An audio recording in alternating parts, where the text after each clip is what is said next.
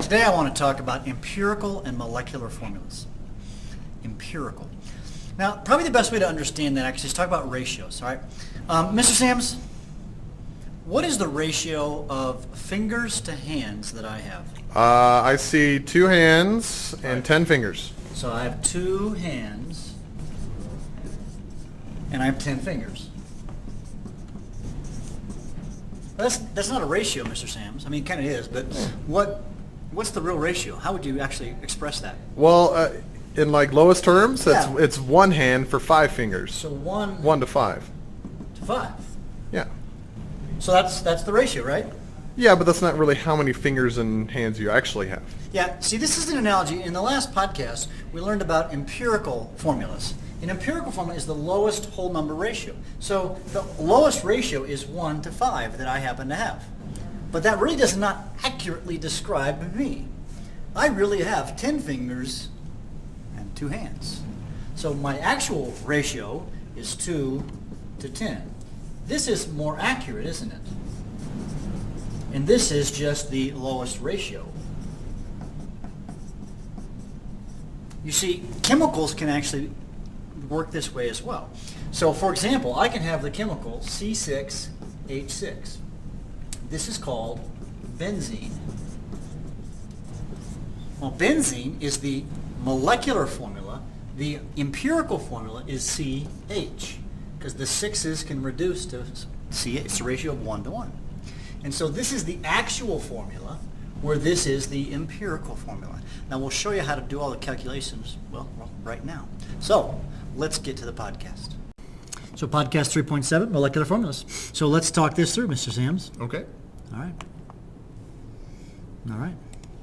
Hey, go forward. There we go. All right. Yeah. So what is this whole molecular formula thing? All right, so molecular formulas, they're, like it says, they're whole number multiples of empirical formulas. So just like Mr. Bergman's 5 fingers to 1 hand, he multiplied it by 2 to get his actual 10 fingers to 2 hands. So if I've got CH, what would that be? That's an empirical formula. That's an empirical formula. But I happen to know, for example, there's a chemical called benzene. Okay. And benzene's formula is C6H6. Yeah.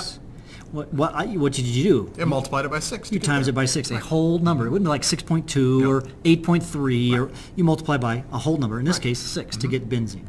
Let's do some examples on how that would look. So which of the following is an empirical? It's a little multiple choice for us here. All right, so which of these molecular formulas are also empirical formulas? I went Meaning, too far. which of them are also the lowest whole number ratio? All right, so if I look at this C5H10O5. Okay, that is not the lowest ratio of all those numbers. I can see it. Think about just reducing fractions, guys. The 5s and the 10s are multiples of each other. Yeah, we can divide all those by 5. So it would the be empirical C, H2, H2O. And that would be the empirical formula. And this is the molecular formula. I like to call it the actual formula. Right. This is the real formula. This is just the empirical. Sometimes the empirical and the molecular are the same, but not all the time. This next one, same problem. Right, I can divide all of those by 2. 6. No, by 2. By 2, you're right. Yep. So I can get C3H6O. That's empirical. That one is reducible, so therefore this is a molecular formula, M to F. This is a molecular formula. Now this one, oh my gosh. No, there's an Mg1 in there. Yeah, there's just only one magnesium, Mg. so you can't divide 1 This- by anything. This is the empirical and the molecular formula. Yeah. What in the world is that? I have no idea, but it's big. Does that really exist? Yeah, Probably so. Maybe. It's probably like an enzyme. And this one would too. This would also be this. So this is an empirical formula. This one also is an empirical formula. Whenever you have one of something, you're done. Yeah. 1 O and 1 N. You can't reduce one. 1, you're done. Yeah, 1, you're done. There you go. Good. All right.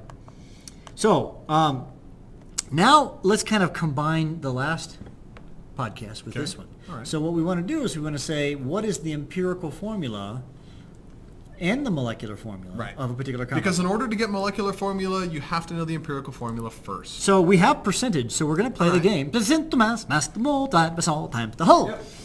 Did I say that right? That was a little bit fast. I think so. Very fast. Percent to mass, etc. Yeah. All right, so let's have a blank screen to do this. Okay. You got the numbers? Yeah, I do. I got them written down. All right, let's do H here. Actually, let's do H first and then Okay. O, because actually I know what this is. H is 5.9 5.9 grams to mass. Percent to mass. Okay. And this will be 94.1 grams over 1. Okay. All right. And then I'm going to say, hey, I'm going to say 1 gram to 1 mole. Again, I'm not being I'm being a little bit naked here because I need the space. Yeah.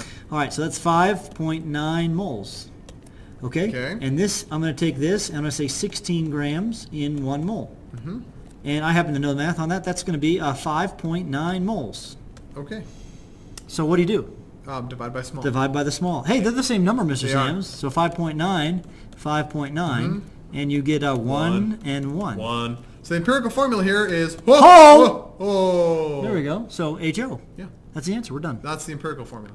Oh, what do we need to do? It asks for molecular formula. Actually, let's go back a screen, guys, and let's take an important note here. It said that the molar mass is 34 grams. So we have one more piece of information, that the molar mass is 34 grams per 1 mole. So in order to get from empirical formula to molecular formula, we need to know the molar mass of both the empirical formula and So the I want to molecular find the formula. empirical weight. Yes. So if you look in your periodic table, hydrogen weighs 1, One. oxygen weighs 16. 16 and 1, Mr. Sam, pretty easy, 17. Yeah. So 17 is not the same as 34. No. But it is a multiple, It or is. a Whole factor, number. actually. It's a whole number A multiple. factor of 34. So 17 yes. times what is 34? This is easy. 2. It's times 2. Or you might just realize you're going to take your 34. molecular mass, Yep. divide it by your empirical mass, and see what number you get. In our case, that's 34 divided by 17. This is very easy. And if you don't get a whole number, you've done something wrong. Yeah. It should be 2, 1, 2, 3, 4, some nice Yeah. round, even number. Yep. So this And one's 2. that means that the formula is half as big as it needs to be. So Right. I need to times my formula by 2. Yeah. So that means it's going to be H times 2. This 1 now becomes a times 2 times 2, H2O2. 2. So that's the molecular This formula. is the real formula. It's kind of like my hands and my finger analogy at the Yep. beginning of the podcast. Yep, so we take the empirical formula times the whole number that we get when we divide their masses to get the molecular or the actual formula. And this is better known, by the way, chemical land people, chemistry people of hydrogen peroxide. Yeah. You've probably got sitting in your shelf at home. Okay, let's do another one. Okay. Well, let's do another example, Mr. Sams. Alrighty. So here we have a chemical that contains 43.6% phosphorus, 56 oxygen, 56.36. Yeah. And we know its molar mass. So what's the empirical and the molecular formula? Okay, so we have to start by getting empirical first. Yep. And Okay. then we go to molecular. So percent to mass. Percent to mass mole. game. Okay. So it's Yeah. phosphorus. Phosphorus, yeah, it's 43.64 grams now, percent to mass.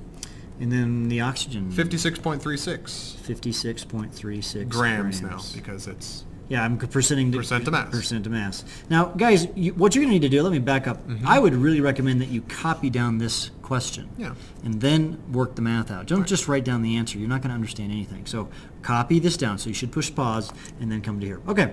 And so phosphorus has a molar mass, look at the periodic table, of 31 grams Okay. in 1 mole. And oxygen is 16 grams in 1 mole. So, Mr. Sams, we're not going to put the calculator up Nah. because Mr. Sams has it worked out Yeah, already. 1.409.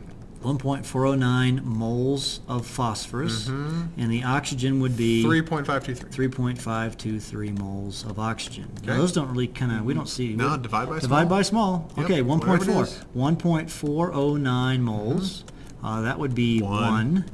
1.409 moles. I don't know. I'm going to guess 2.5. 2.5. Yep, 2.5. 2.5. Okay, divide by small Divide by small times till whole. Now this is at a half. That's a 0.51. so we talked about that last time. Yep. Times it by 2. 2. Now notice I do like a big parentheses. That means everything's times 2. Yeah. So 1 times 2 is 2, and 2.5 times 2 is 5. Right. So So this is P2O5. five. Bingo. Okay, so that's the empirical formula. This is equal to the empirical formula, but that's not the question. It asks for the No, molecular it formula. does. So you're going to have to figure out how to do that. So let's just new screen here. Okay. So our empirical formula is P2O5. Right. This is the empirical formula. And we need to find its molecular mass. formula. Right. So let's get that one other piece of data that Yeah, we oh, haven't yeah, yeah. used yet, and that's this 283.9. I just did that quick, but the molecular weight is 283.9 grams per mole. So I want to find out what the empirical, not formula is, but weight is. So the empirical weight would be 2 times 31. 31. Phosphorus weighs 31, plus 5 times 16. Right. And I'm going to guess that that's like 141. Mr. Yeah, it's Sands? 142. 142. Yeah. Okay, 142 grams in 1 mole. Mr. Bergman, I did that in my head pretty well, didn't I? Yeah.